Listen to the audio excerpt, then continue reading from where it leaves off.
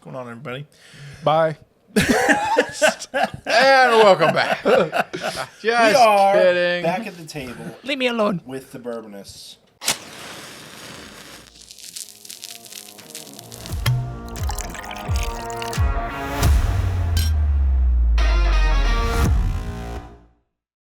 We have Joseph. Adam, Andy. the bald one. That shiny. That shiny bitch. All right. That's one. That's one. No, We that's only not get- an F word. We're good. There was no bitch counter. That's two. Choose your next words carefully. No, that fits in perfectly with the episode. Because I chuckled and he laughed So hysterically. we are just talking about humor. Where we got our own. What old-fashioned influenced humor. our humor. Where did you get yours? Yeah. And then when did we come into our own? When did we realize? Because I'd say that between the three of us, we're fairly funny human I beings. was kind of a late bloomer. I was- Probably around like 15, 16 when I came into my own. Oh gosh, no! I didn't come into my own until my mid-20s, when I realized that I was like really funny, but just on my own. That, man, it didn't sound like a humor thing. It sounded more like a puberty thing. My grandparents came over, so my dad's birthday was yesterday. Why is this And- transitioning from puberty? Just wait for the punchline. Wait. So We're doing it live. My grandparents came over, and we were talking, and my grandpa goes, "Yeah, I got PT this week, and then we're gonna get our plumbing fixed." And without skipping a beat, I went, "So is the same person gonna do both?" And he goes, "What?" And I go, "He's gonna work on your PT, physical therapy, and then gonna fix your pipes." And he goes, "What?" You watch your mouth, boy. I've never heard of such a therapist. I think my humor is more reactionary. I tend to be funnier if I can play off other people. And what'd you say? So And that's what- bolder? well, that's what- Vulgar. Vulgar. No, that's this guy right here. This guy. That's the vulgar one, and then it transfers to me, and then it filters. We're like a living Brita filter when it comes to humor. It's like his is like the Adam, are you ready? Are you ready? what? Just focus. Be present in the moment. Okay? You know exactly what's going to... What the fuck are you talking about? That's three. He made us listen. Well, yeah, made us because he's listen. going to bleep that out. I was making sure you were present in the moment, so that way when you go edit this, you're going to know where to put the bleeper. It'd be hilarious if I edit it, but slightly inebriated. bleep So I over- put the bleep out. I was going to say you put the... Joseph says "and," and it's like beep. Well, I was going to say... But sabotaged. My words have been decimated by a bleep. I tell you, I literally give you the foreshadow. You're going to need to bleep it. You bleep the wrong word, so the F word stays there, and then... It's like missing the shot 3 feet in front of you. Instead of the F word, you bleep the word where. It's Mulan. How could you miss? It was 3 feet in front of you. Oh, he shot the mountain behind him instead. Such a good movie. No, Yeah. humor rubs off on me. There was a priest that I know, and when he would laugh, he would do this with his shoulders, and I just enjoyed. I didn't even realize it, but that was just I would start doing that. And one time I was kind of making fun of him, but in a loving way. And he started doing that, and I started doing that too, and looking around at other people, and he kept doing it. He looked at me like, "What are you doing?" I'm like, "I'm doing what you're doing."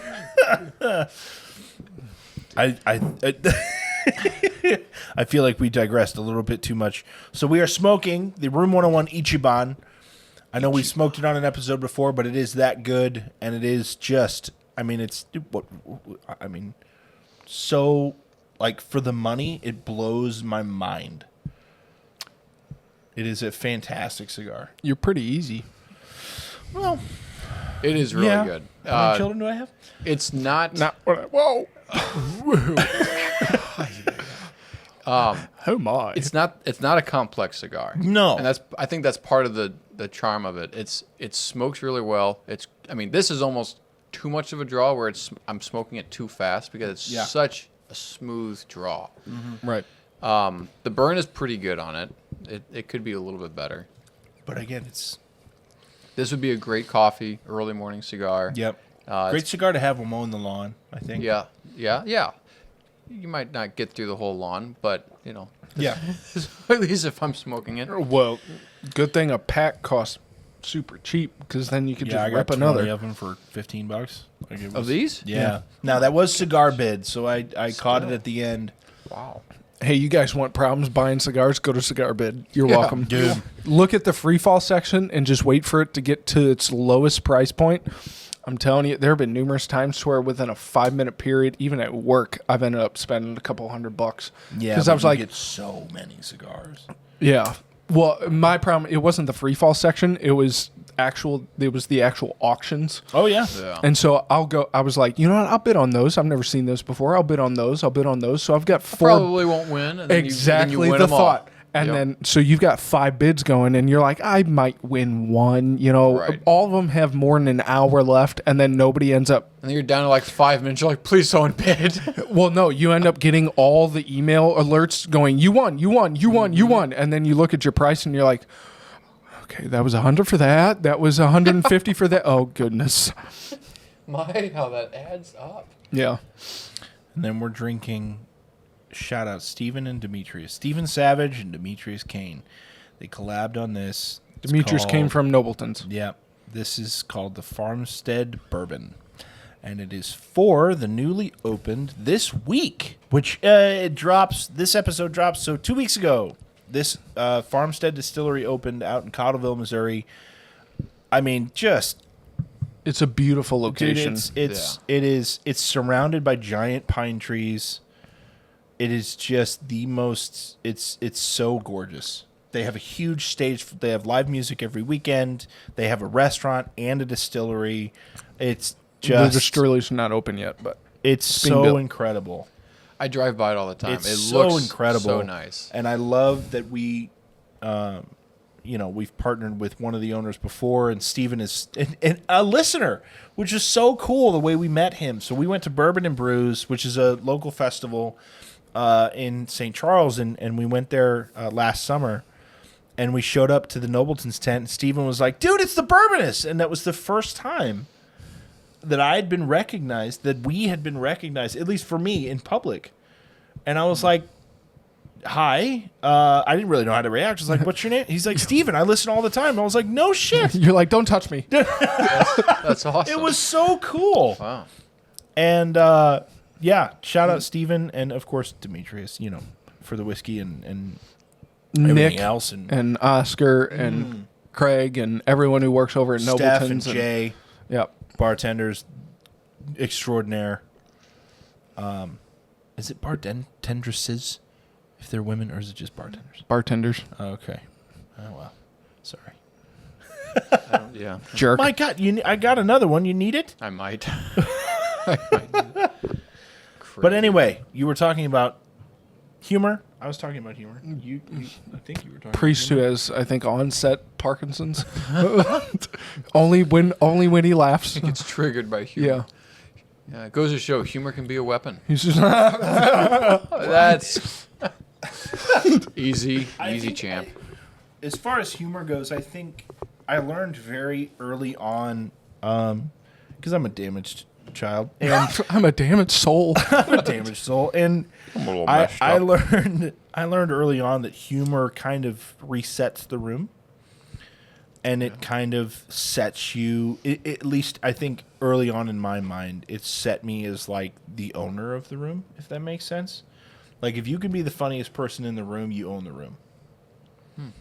I grew up watching like Fresh Prince of Bel-Air, Friends, and actually I didn't discover Friends until I was later, like early 20s. But like Fresh Prince of Bel-Air, I loved Home Improvement, like all that sitcom humor. But sitcom humor is very dependent on what other people say. So it's very reactionary. It's very I'm going to say the funniest thing that I can to what this person just said. Right. It's not off the cuff. You know what I mean? Like, it's off the cuff, but reactionary, if that makes sense. Yeah, yeah. It's relying upon the influence. Yeah. Oh, that other. Ooh, tie back. Damn, Dan. it's relying upon the influence of others, and this is the way I've kind of thought about comedy and humor. Is that I feel like there's probably more, but that come to my mind. There's two. There's the type of humor. One, there's the type of humor that you can go up on stage and you can tell stories. You can. Oh yeah. You can go up and work within yourself to where you can make an entire room laugh. Right. The other is kind of like you. This is where I've thought that I kind of am. I'm relying upon the influence and stimulus of others, and then I feed off that, and then I use what has influenced me from my past to kind of portray humor in that specific scenario, if that makes sense. Yeah.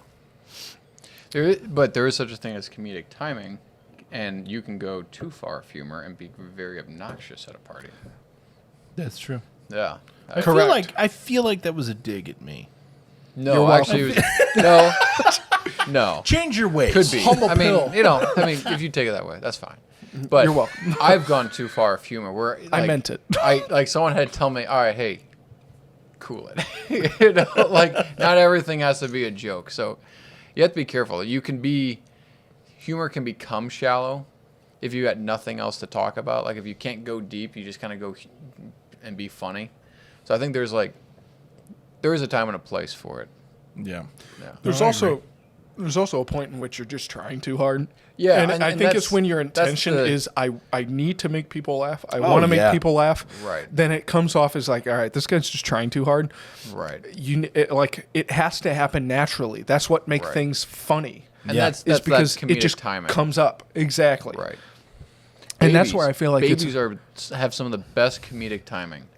Oh yeah. Babies and I think dogs. Oh yeah, dogs, but humans like babies, it's believed that they do that as part of a instinctual survival instinct. You know, if you laugh, it encourages like love and affection, and they know how to. I mean, babies have been studied about this stuff, and like the comedic timing is perfect. Yeah. Mm-hmm. Right when you're kind of getting stressed, they'll do something to make you laugh. Not always, but Oh yeah. Watch this. So Yeah. there was actually a short that I was kind of watching, and it was actually about like kids saying something that was so outlandish and unexpected. It was super funny. And one of the kids, the reason why I said watch this is because you'll see. So one of the kids is sitting in the back seat in the car seat, and she's drinking apple juice. And so the mom leans over because the dad's driving, and she goes, "How was that apple juice, sweetie?" She goes, "What?" And so she's setting it down in her car seat, and mom goes, "How was that apple juice, sweetie?" And she just looks at her and goes, "It was effing good." Now, she said this full F word, but because we've hit our limit. I withheld myself, so you're welcome, Joseph. Thank you. And that was just for you. So And then the rest of the story is Yeah. Or when the kid, I mean, this is one of the most popular ones, but when the kid's on camera and the parents are like, "What'd you just say?" Because she's been saying it for a little bit, but talking about the fire truck, and instead of the word truck, she's saying fire. My son yesterday, I told this story before the cameras were on, but I might as well tell it again. Mm-hmm. So my dad's birthday was yesterday, and we got together as a family to celebrate. And my dad told this joke. He said there's this fleet captain of these ships, and one day his first mate comes and says, "Captain, there's 3 ships coming to attack us in the port bow." He says, "Get me my red shirt." A couple weeks go by. "Captain, there's 5 ships coming to attack us on the port." "Get me my red shirt." So finally he says, "Captain, why do you tell me to get you your red shirt every time we're getting attacked?" "Well, because if I get shot and start to bleed, they won't know." He's like, "Oh, that's brilliant. I love that." A couple weeks go by, and "Captain, there's 20 ships on the short port bow." "Get me my brown pants." And so my dad tells that joke, and then my son, after everybody goes quiet, my 3-year-old goes, Oh, that's a butt one. So perfect. I love seeing videos when they like interview kids, and just the way they express themselves, and they'll lose their train of thought, and they'll, I forgot what I was gonna say, and they're so honest, and they mess up. Oh, yeah. There's a great video. It's the nativity told by like 6-year-olds or 8-year-olds or something like that, and it's acted out by adults, and so they're ad-libbing what the kids are saying, and it's so funny, because they're like, look up in the sky. There's a star, and they're just like chuckling about things. Yeah, it's a star. And my wife Mary, she's really pregnant, and she's just really tired. She needs a place to lay down. Do you have a place for her to lay down? And just like the way they deliver it is just so funny. I feel like a comedian could make a lot of money if he just impersonated kids. Oh yeah. Just talked like a baby the whole time. Well, that's what so not just like small young children, but even like adolescents. One of my absolute all-time favorite videos, and I use this sometimes whenever people will like ask me a genuine question. Yeah. It'll be a genuine question, but again, one of the biggest things to know about humor is know the audience, and also kind of like what you said, know the time. Yeah. Right. But it's when this news reporter is talking to this kid and is like asking him a genuine question, because I think the kid is either like blowing fireworks in a public area or something like that. And so the news reporter goes, "What do your parents think about this?" And the kid just looks up on live news and goes, "Wouldn't you like to know, weather boy?" And the news reporter's like, "What? Where do I go from here?" Kid walks away. I just got owned. We were leaving church on Sunday, and a friend of mine was coming down there's a daycare at our church, like during church for younger kids, and so I went to pick up my kids, and a buddy of mine was walking in the door, and common pleasantries, "Hey, what's going on? Oh, how are you? Whatever." Yeah. I was like, "All right, I'll see you later, bud." Wait, and right after he said, "Hey, how are you?" You're just like, "Hey, how are you? I'll see you later, bud." See ya. But we're just like, "Oh, good," blah blah blah, whatever. And then, and I was, turned to him and I said, "All right, we'll see you, bud." And my 2-year-old with the thickest country accent goes, "See you, bud."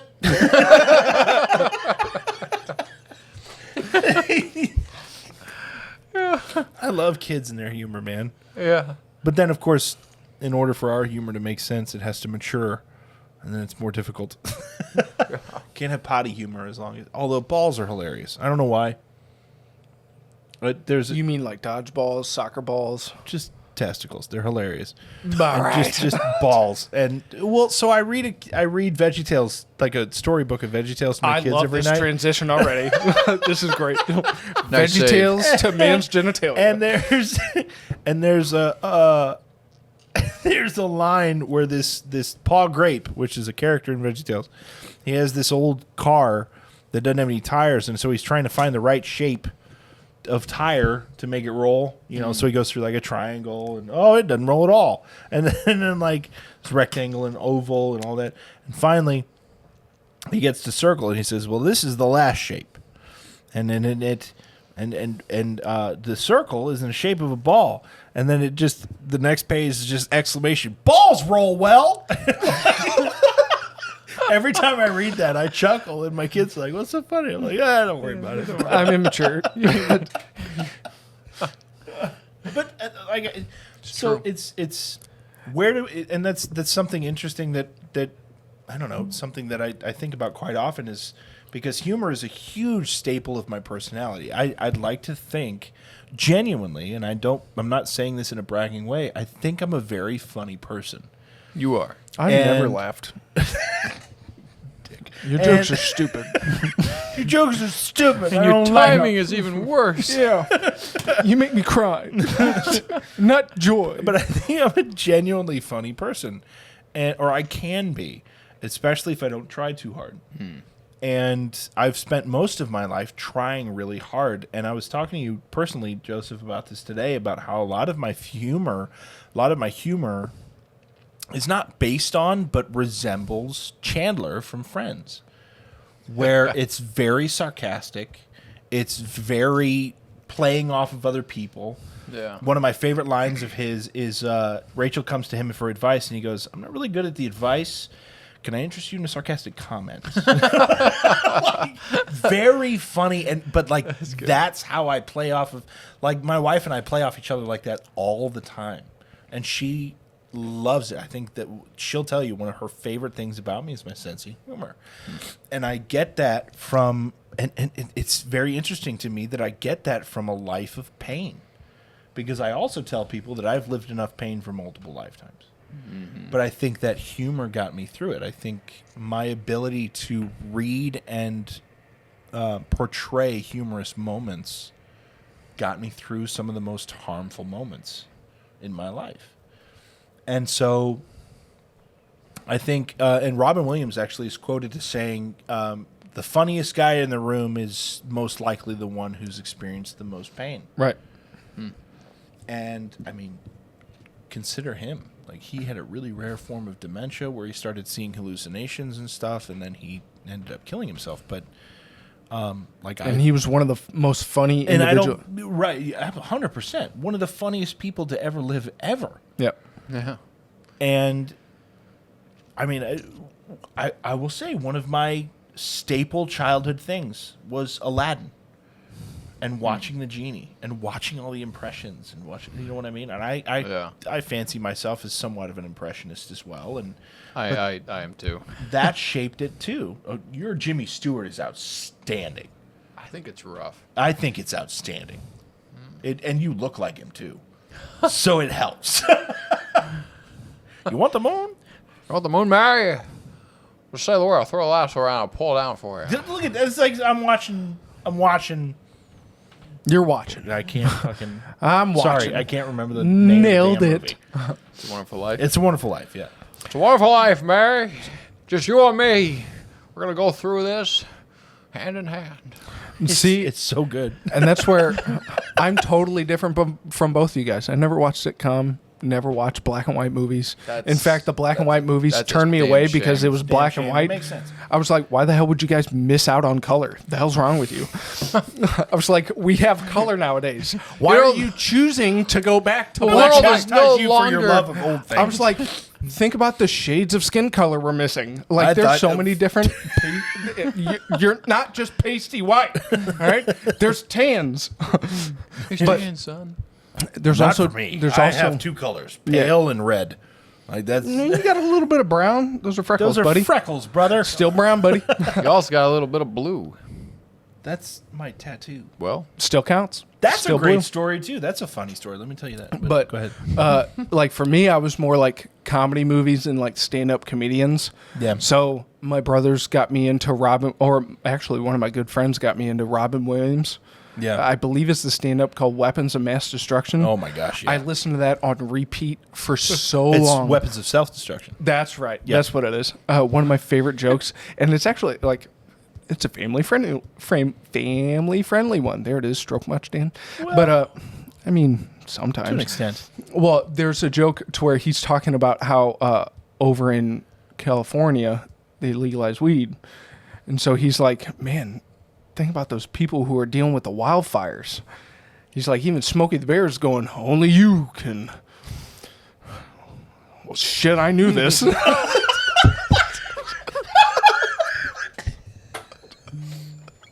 I thought you had lost your train of thought for a second. I'm like, No. Come on, Dan, land it. No, you can do it. that's part of the joke.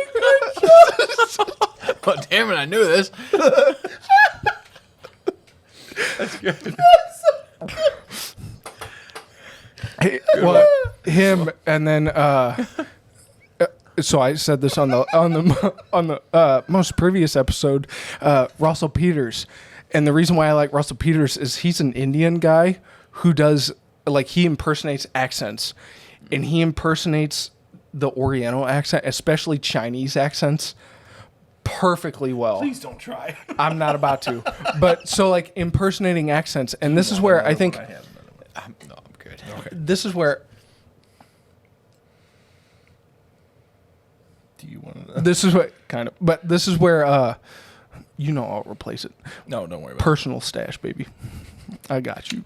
But like this is where I think this is a part of comedy that I think a lot of people are kind of, especially nowadays, missing out on, because nowadays it's viewed as like racist to impersonate somebody else's accent. it. Oh yeah. And it's like, no.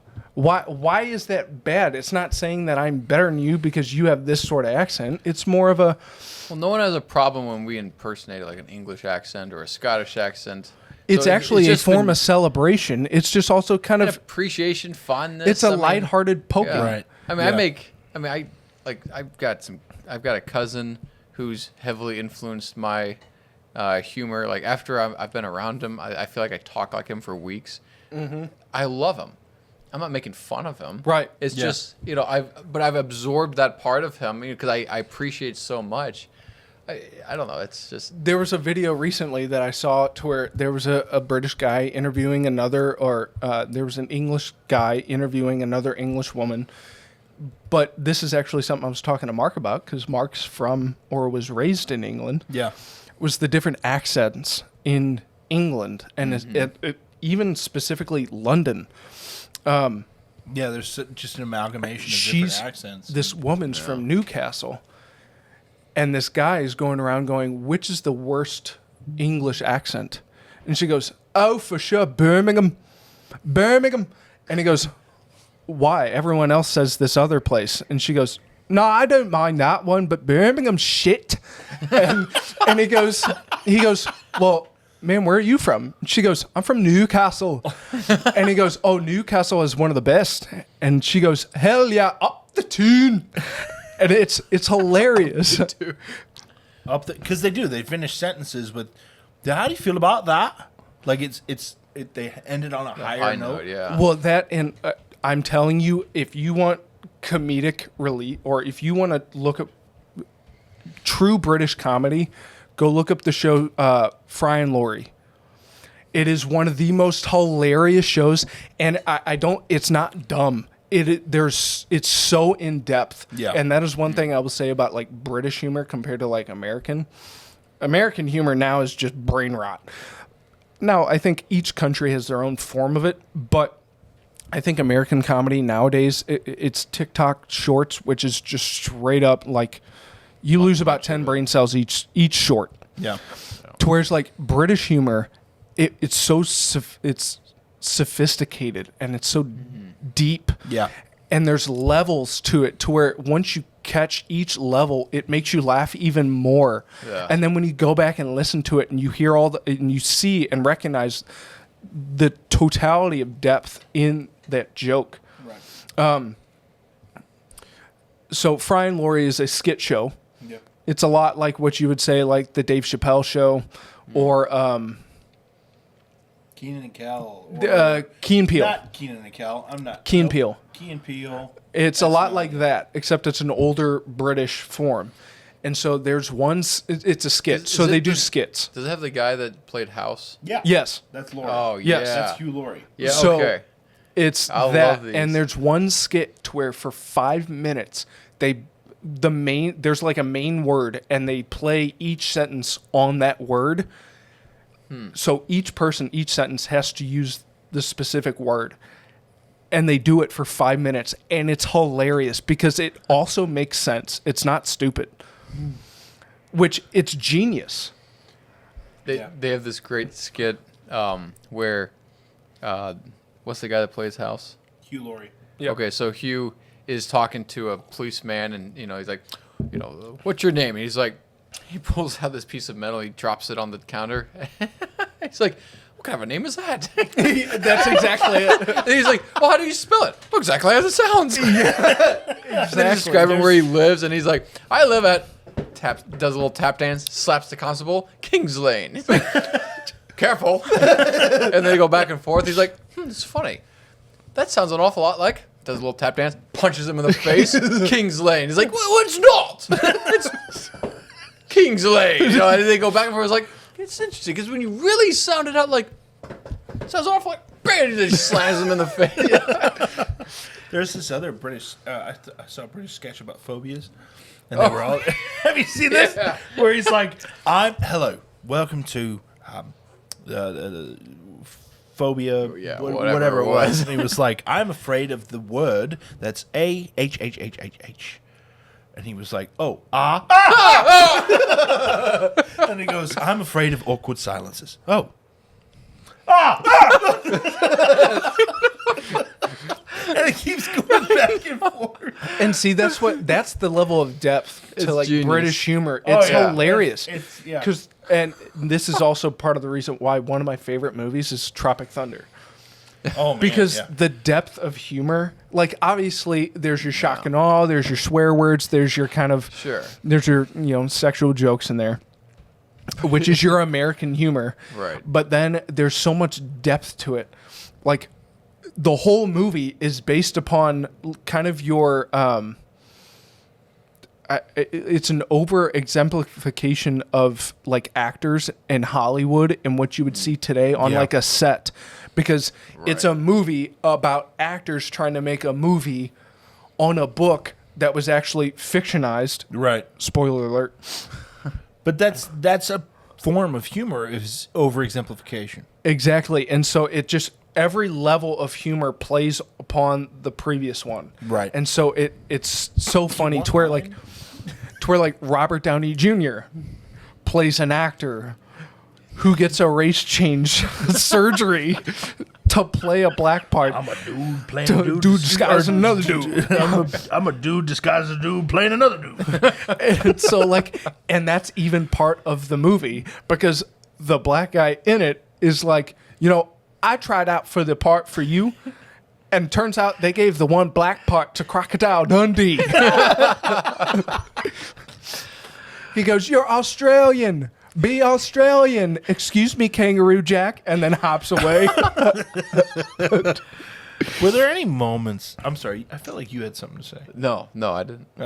Were there any moments in like y'all's childhood or whatever where like it stuck out to you that was really funny, and not only was that really funny, but I want to be like that guy. Like I want to command the room like that. Does that make sense? I can think of a couple maybe. I'll tell you one story. So I switched schools a lot when I was a kid. And I spent 2 years at St. John Vianney, and then in my senior year, I went to a local high school. And I remember in my English class, I was very quiet because I had just had a horrendous experience the last 2 years, and it had nothing to do with the fact that it was a Catholic school. It just had to do with the fact that a lot of the guys it was a giant pissing contest. And I'm not about that. Like, I don't care. I care about relationships. I care about people. I don't care about being ahead. And it was a big jock school and whatever. And and I remember my English class, my teacher was talking about, she was like, okay, there's this famous writer who had, this book, and this book. Can anybody else name other famous works that this person has done? And then she called on me, which she had never done. It was like halfway through the school year, and I was a quiet kid, and she had never done that. And I panicked. And I remember, you know what? I'm just going to say one of the books that she already said. And so I named the book. The entire class just lost their minds. They thought that was the funniest thing ever. And I remember thinking, am I funny? Do I need to expand on this? And that moment actually drove me into, I got into theater, I got into musical theater, I got into acting and like all these things, because I was like, oh shit, I might be funny. And then it kind of, you know what I mean? Like it drove me into the person that I am today. That one moment of like, it was an accident, but everybody thought it was really funny. Mm-hmm. And so I was like, can I expand on this? Can I tweak this into like, oh cool, people will like me, and like that's a whole other issue, but Triggered. we're not talking about that. Well, and I mean, to use my staple line. It's kind of funny that you say that because Oh, is it? I had. Oh. Is it? You American bloke.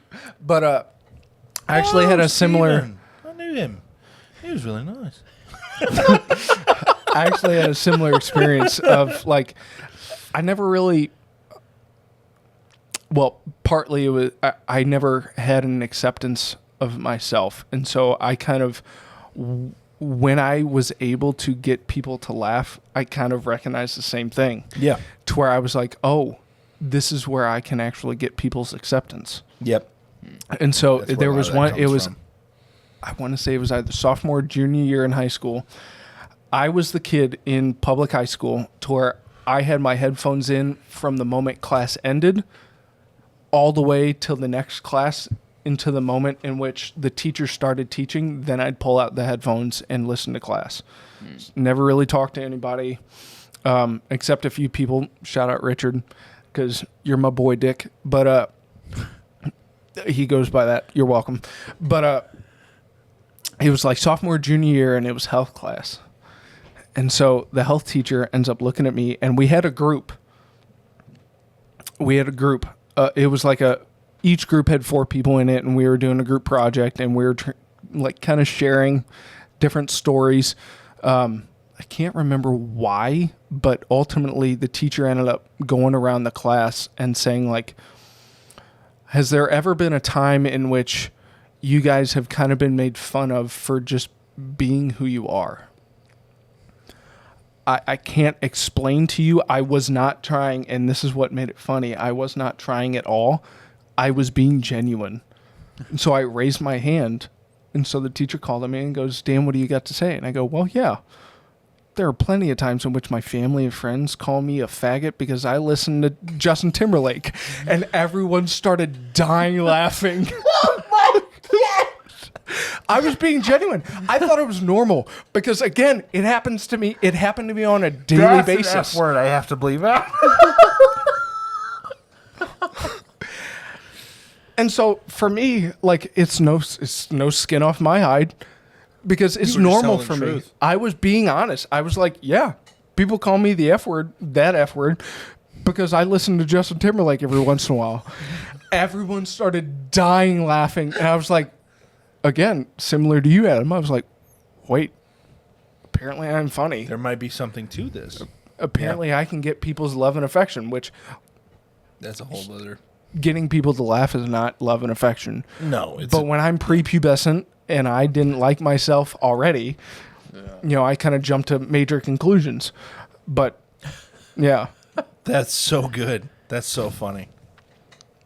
But no, so I've never been like, you know what, I really want to be like this guy. I've just kind of, I mean, obviously, I love making people laugh. I love, like, Theo Von makes me laugh like no other. Yeah. Just because, again, he's genuine.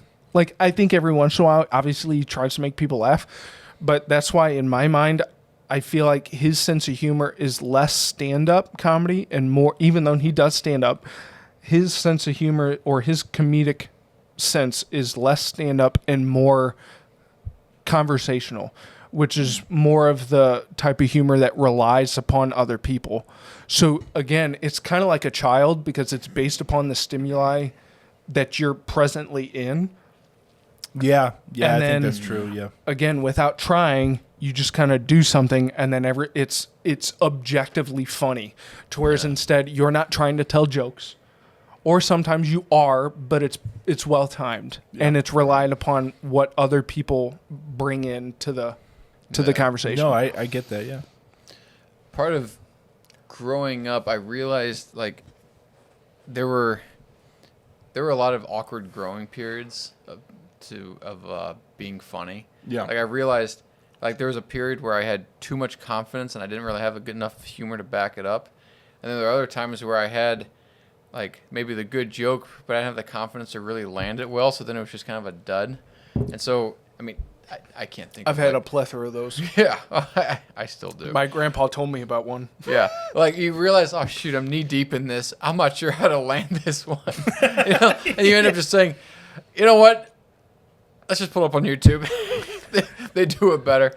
Right. There wasn't like a moment where I realized, oh, I might be funny. It was kind of a gradual thing, but I think it came with, just with confidence and age, and my twin brother helped me to kind of That was curve actually it a little bit. sorry. You're not boring me. I promise. It's been a long I day. know. I know, I'm tired too. Don't worry. But that was actually one of the question that I had for you. Is like, did you guys influence each other? Did you? Oh yeah, we actually talked about because he and I could feed off of each other like crazy, and we had so much fun growing up doing that. We actually talked about how fun it would be if we had like our own little what would you call it, like a personality show where like he and I are the host and we're kind of bantering back and forth and we have a guest on and maybe banter some more, but I think he helped me a lot with some of that comic relief, like, all right, Joe,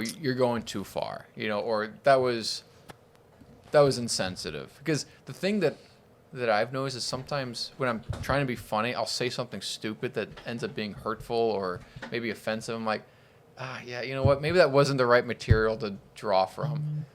Oh yeah. Upstairs, downstairs. Oh, it doesn't matter. Outside. Upstairs. Either that or his pants. All right. Go get the brown. We have one. 2 bathrooms. That's right. I'm that wealthy. And no, I'm joking. Oh yeah. One is no, it's not wealthy. It's I have 3 bathrooms. it's outside one of them. What are you talking about? That'd be 4. We have a front hall bathroom. We have a upstairs bathroom and then the master bathroom. So if it's a pissing contest, I'm just saying. You're winning. I get it. I've got 3 You're bathrooms. That's So- a line from Parks and Rec. Oh, is it? Yeah, one of the his name's Congressman Jam, or Councilman Jam, and he gets punched in the face because he's obnoxious drunk, and he's in the jail cell, and he goes, "I got 5 bathrooms in my house." This is bragging rights. Yeah. How many do you have? My house has 5 bathrooms. That's fine. That's great, man. Cool. Excuse me. This stuff is so good, man. It is very good. What's crazy is I've known Demetrius for a while. We all have, and it doesn't matter what he does. Everything he brings out just still blows my mind. Yeah. Cheers, buddy. Cheers. Well, that was a good clink too. But I think humor is such a subjective thing, and I think there's moments where it gets everybody. There's moments where it only gets a few. Mm-hmm. There's moments where it gets nobody, and it's just funny to you. Like I Right. grew up because a lot of my influence early on was my friends that I grew up with, but the friends that I grew up with had a very random sense of humor. So like one of their favorite movies was Napoleon Dynamite, which it's so random, Yes. but it's so funny if you think that's funny. Right. Right. And because the whole movie has no legitimate plot to it, really. yeah, it's a pointless movie. It's a pointless movie, but it's so random. Same thing with Nacho Libre. Like Yeah, the that's another one. whole, it's just like there's so many random. He breaks into song, professing his love for a nun that's never gonna happen, And he's a monk, and it's just so random. Yeah. And Nacho, you're like, the hell's the point of that? No, but it's funny, Yeah. And I don't know why my voice got really high pitched there. Don't you? No, I have no idea. But my point is it comes from a myriad of different places and people and different things. Yeah. But the main influencers I would say in my life for humor were my uncle, my uncle is the suave, cool, like the typical, like he walks into a room and you're like, oh, that's the cool guy. You know what I mean? Like Yeah. he's just hey, what's going on, man? How are you? Like the Brad Pitt style. Doesn't have to prove I'm like, himself. what's up, dude? How are you? And you're like, you own all of everything. He's like I got most of my humor from him because, and I wouldn't say I got my humor from him. I got what I want out of humor from him because he's such a funny man. One time we were out to dinner we were out to dinner with all of us. I was like 15 or 16, and the whole family was there. And my grandfather, I guess it was breakfast, but we were out and breakfast. That's another British humor. Anyway, Kind of. and we were all out to breakfast, and my grandpa loves grits. I can't stand them. Such an old man. Yeah. It's such an old man thing. And he ordered shrimp and grits. Ooh. And my uncle, without skipping a beat, he looks at all of us. He goes, grits. Oh, that's what they serve in hell when they run out of oatmeal. And everybody, including the waitress, just died laughing. But he said it was so much confidence. And I think that's what it is. It's Just like nonchalant. humor comes with confidence. Yeah, it does. Like, because half of the delivery of your humor, and I would say essentially half the body of your humor has to do with the amount of confidence that you have behind Well, it. because some jokes you're going to deliver and it's an instant reaction. Others, you have to be able to confidently stand there with a little grin on your face and wait for the joke to land. Right. And so if you don't have that confidence to stand there, like, okay, Norm Macdonald. Oh my One God. of the greatest comedians. I would The way he almost talks, argue it's- one of the greatest. Yeah. Oh, I mean, he's kind of crazy. He'll say a joke, and everyone's like, kind of scratching their heads, and then all of a sudden they start laughing. And we're like, yeah, he gets it.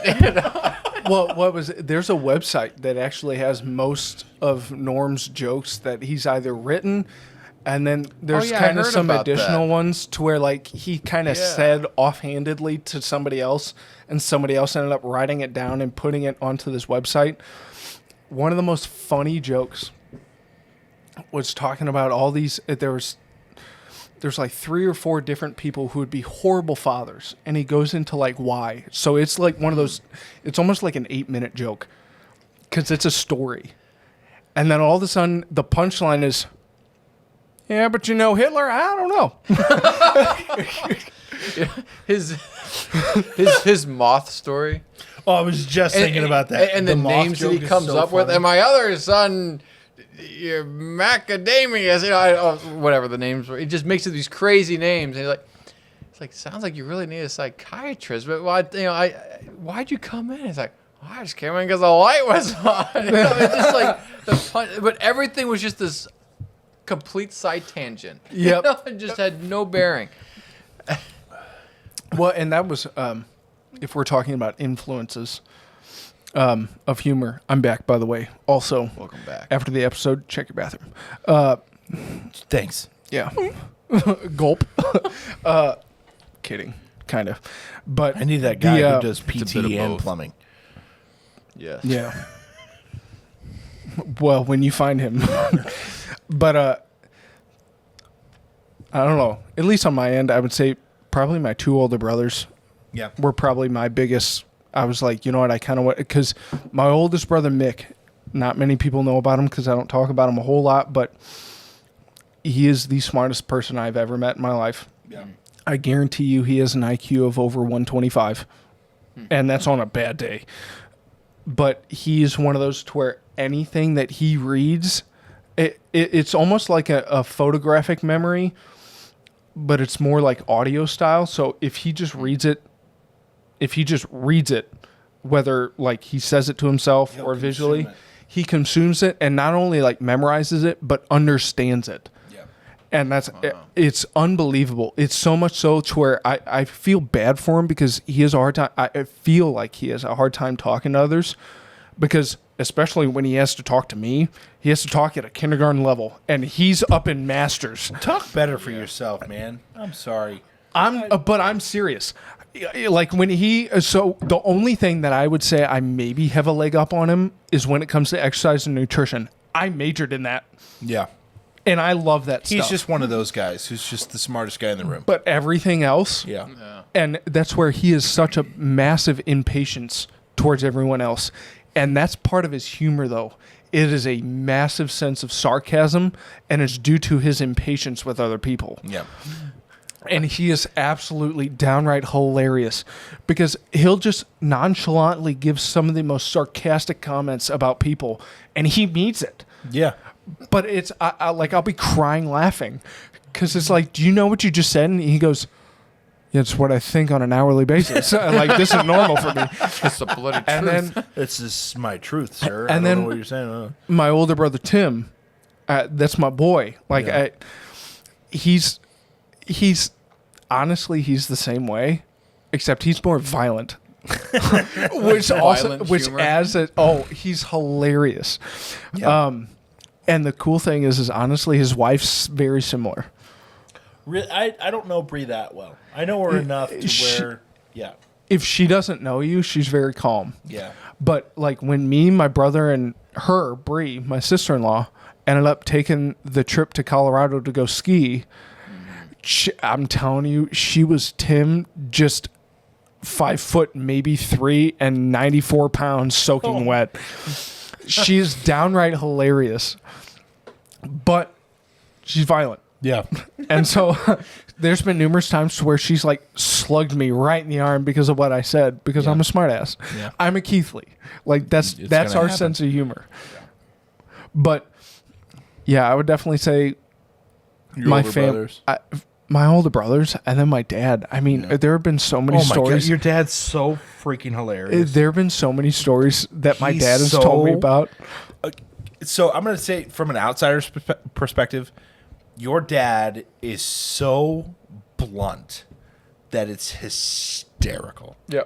Like, he has his staunch opinions, and he'll tell you exactly how he feels, and all you can do is laugh. 'Cause Yeah. you're like, wow, nobody has that restrictive opinions. Like, he's so funny. Well, what was it? You came in and I think you started telling my dad about certain things that you were struggling with being a father. And my dad was like, "Yeah, buddy, welcome to fatherhood," or something like that. No, I was yes that and Or then no, I think it was being married. I was talking. I was talking about marriage, and then there was another time I was talking about. So my company is doing Tim's roof, his older brother, my older brother. and we're doing Tim's roof because it got destroyed in a hailstorm or whatever. And I was coming in talking to Mike, who's Tim's dad, and I was talking to him about how insurance companies screw people over, and I was just like, I'm so sick of it. And this is for continuity's sake, but he looked at me, he goes, "Fuck insurance companies, they're horrible." And I was like, "Mike, don't you work for an insurance company?" He goes, "Yep."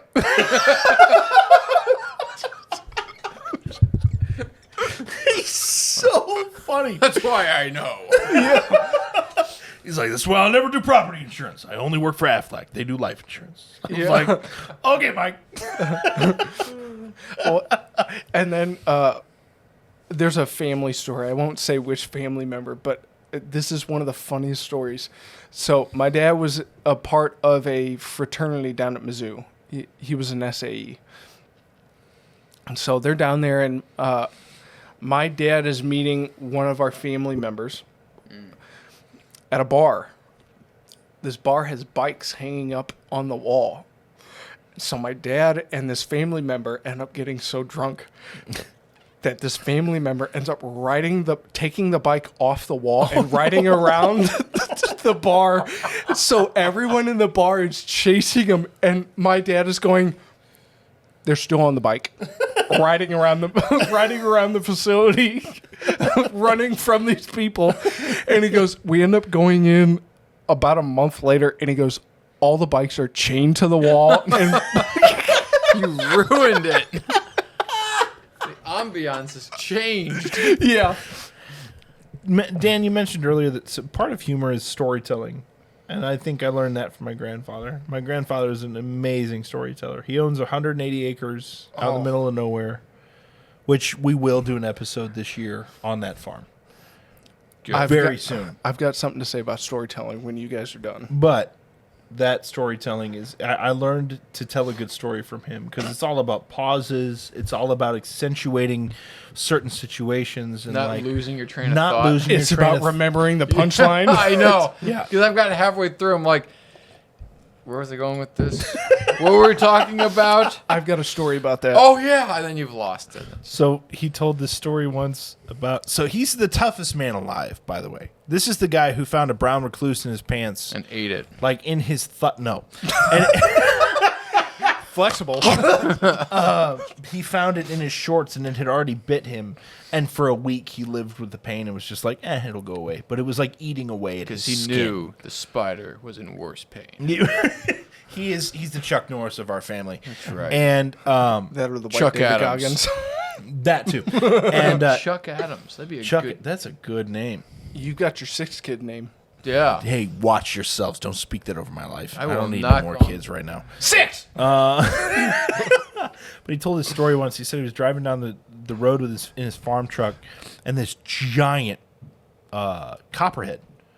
He could see it in his rearview mirror, and it was coming up. Like as he was driving, the snake was traveling up the tail bed, and he could see it coming closer and closer to the driver's seat, and his window was open, and he goes.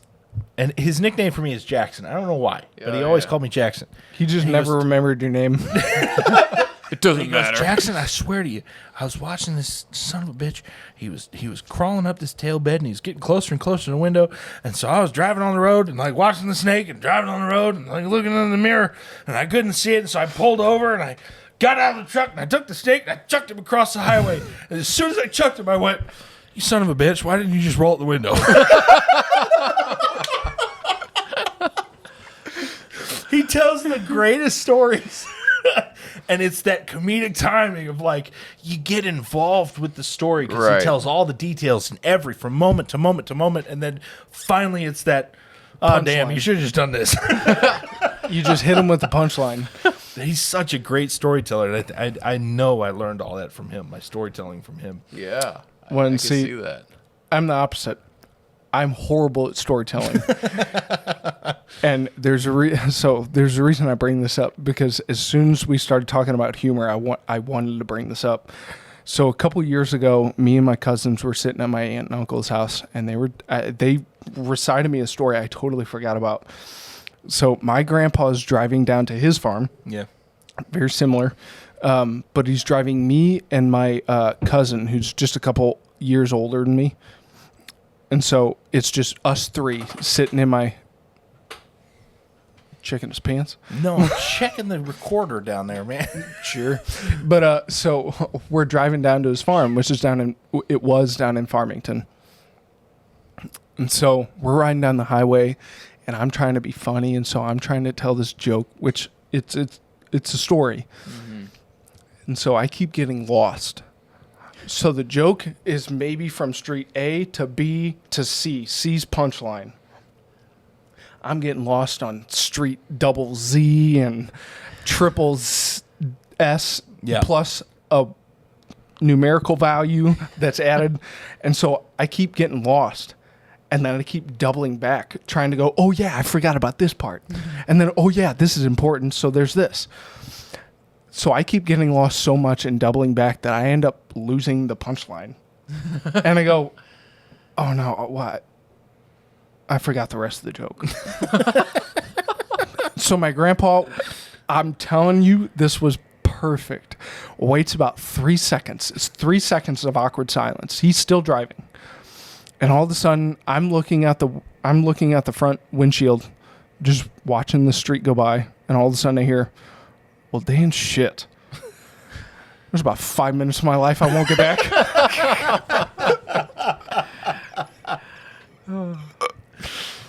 Humor is a glorious thing. Yes. I love when people can use honesty in Yes. a very funny way. Like, well, you just ruined my day. Thanks My for grandpa had killing a those knack- brain cells. I've told this on the podcast the couple times, actually.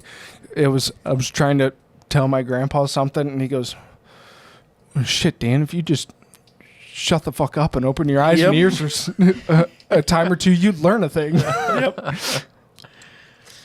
Bleep that out. Yeah, I'll try. You got anything else, Joseph? No. No. That's it for me. Thanks for hanging out, gentlemen. What? I appreciate you very much. The audience or us? You guys. Yeah, Appreciate sure. y'all very much. We have Joseph. the big guy The hell? Adam. and the bald one. The hell? No, say your name. Adam. And you know who I am. You don't have to say your name, but I do. They know who I am. I'm always Ladies and last. gentlemen, we will see you next time. Thanks for joining us at the table. Sure.